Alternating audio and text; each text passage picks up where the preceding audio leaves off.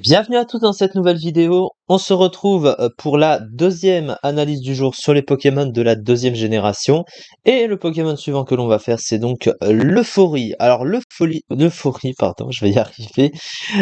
C'est un Pokémon qui est extrêmement particulier en stratégie parce que c'est un peu le seul Pokémon de type normal utilisable, on va dire, en tout cas à hauteur de l'overuse d'un voilà, hein. Normalement le type normal c'est un type qui est très mauvais, d'ailleurs il est toujours très mauvais, mais lui il est un peu spécial, on va justement en parler. Alors du coup l'Euphorie, qu'est-ce que c'est?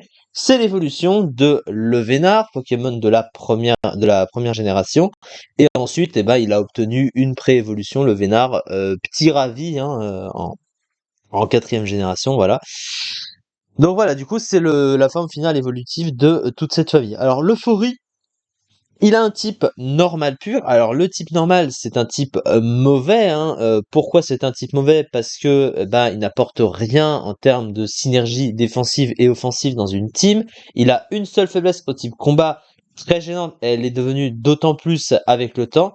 Et elle est extrêmement gênante pour ce Pokémon parce que, on le voit au travers des statistiques, mais il a une défense physique qui est extrêmement nulle, et le type combat tape très souvent sur le physique, hein, évidemment, donc du coup, c'est très compliqué. À côté de ça, il a qu'une immunité au type sec, il a pas de résistance autour, et c'est un type qui est super efficace sur rien, donc c'est pas fou.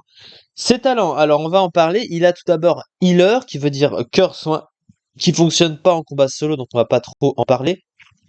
Ensuite, il a Médic Nature qui le soigne de son problème de statut s'il quitte le terrain et qu'il revient, donc c'est très pratique. Et son dernier talent, c'est Sérénité, qui double les chances des effets secondaires de ses attaques. C'est un talent qui est pas trop utilisé en général, même s'il a des attaques qui pourraient s'en servir, mais c'est un Pokémon plutôt défensif, donc en général, il se sert plus de Médictature qui le soigne sur la durée du terrain de son statut et qu'il puisse se replacer derrière pour pouvoir agir, mais en général, Sérénité, c'est pas trop utilisé pour ce genre de Pokémon. Qu'est-ce qu'il a du coup au niveau des statistiques? Alors, c'est des statistiques qui sont très particulières. Alors, il a on va dire, presque le plus gros bulk spécial du jeu, un des plus gros bulk spécial du jeu. Je pense que c'est presque le meilleur à ce niveau-là, hein. Puisqu'il a 255 en PV, donc une base de PV énorme, la plus grosse base de PV du jeu, et de loin, presque aussi proche que celle de Levénard, mais un peu au-dessus parce que c'est son évolution, et 135 en défense spéciale, donc sur le spécial, il est pratiquement intuable, tu peux pas one-shot ce Pokémon. Même les plus gros attaquants spéciaux, on connaît Kyogre, hein, avec sa fameuse capacité Gicledo sous l'arène avec les lunettes choix, et ben même là ça two-shot l'euphorie. Donc rendez-vous compte que sur le spécial, c'est un monstre. Par contre, sur le physique, à l'inverse, il a que 10 de défense, une des bases de défense physique les plus mauvaises du jeu. Donc, il suffit d'un gros Pokémon pour le taper sur le physique et il sera définitivement détruit. Il a une attaque de merde également, seulement 10, une des pires attaques physiques du jeu, donc tu peux pas taper sur ce plan-là. Et il a une attaque spéciale de seulement 75, même si il a accès à du setup et qu'il pourrait se servir de quelques attaques offensives qu'il possède dans son move pool. Et c'est pas si inutilisable, même si tu le fais pas vraiment parce que tu préfères te servir de son bulk, et globalement ça reste quand même un Pokémon extrêmement passif parce qu'il ne tape quand même pas assez fort. Et à côté, il a une vitesse de 55. 55, c'est très lent, mais évidemment, pour un Pokémon défensif, c'est pas le premier critère qu'on va voir, même si, en général, de bons Pokémon défensifs vont plutôt tourner autour de 70 pour avoir une bonne vitesse de Pokémon défensif globalement. On note quand même qu'il est plus lent que Melodel, enfin, pareil, de 5 points. Il est plus lent que Hermure, que Corvalus, vous voyez, des trucs comme ça. Donc ça compte quand même de parler de ça.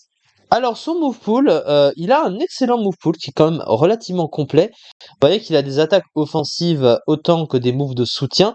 Il a plénitude, hein, qui lui permet d'éventuellement utiliser son attaque spéciale et peut-être le rendre moins passif, même si c'est très souvent des sets défensifs qui sont utilisés avec lui.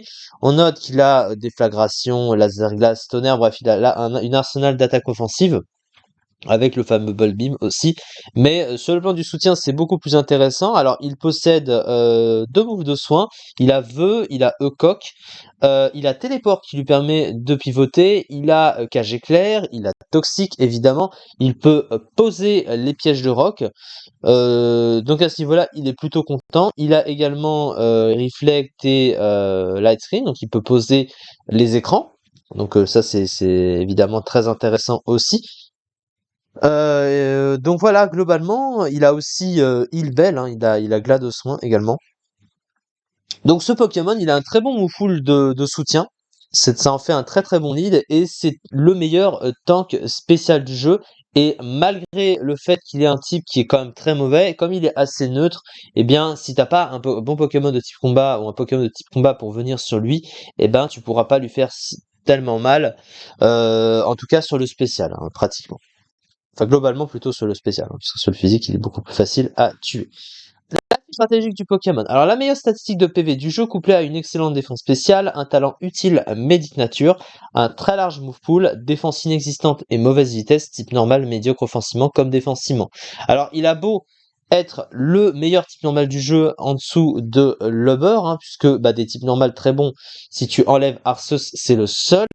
Et à noter qu'il est 22e de l'overuse actuel avec 8,09% des usages, mais il est moins bon par exemple que Melodelph, qu'on peut voir ici, qui n'est pas de type normal, mais il a 15% des usages parce qu'il a un type fée, c'est plus intéressant qu'un type normal qui est mauvais. Il a des stats qui sont mieux répartis globalement, même s'il n'a pas une aussi bonne défense spéciale que lui. Et surtout, il est moins passif. Il est clairement moins passif parce que Melodelph tape plus fort sur le spécial. Donc voilà, c'est mieux et il a à peu près les mêmes utilités et les mêmes options que l'Euphorie. Il se ressemble un petit peu à ce niveau-là et il faut bien comprendre que le type combat est un type extrêmement fort, de plus en plus fort au fil des générations et aussi, il est tellement passif, l'Euphorie, qu'il suffit simplement d'un Pokémon pour le bloquer. Genre, tu prends un Pokémon avec Provoque et il peut pratiquement plus rien faire. Et derrière, il est tellement passif qu'il va se faire tuer sur la longueur d'un duel. Donc du coup, ça fait quand même quelques problèmes pour ce chien l'euphorie, mais il faut quand même noter que c'est le meilleur Pokémon de type normal utilisable globalement si tu décomptes le beurre. Donc on peut au moins lui donner cette qualité-là. Et c'est ça pour l'euphorie, donc on va pouvoir s'arrêter là pour cette vidéo. Et on se retrouve pour la prochaine analyse sur les Pokémon de la deuxième génération. Il nous en reste 2 à faire aujourd'hui. Merci beaucoup de m'avoir suivi et à très vite pour une prochaine vidéo.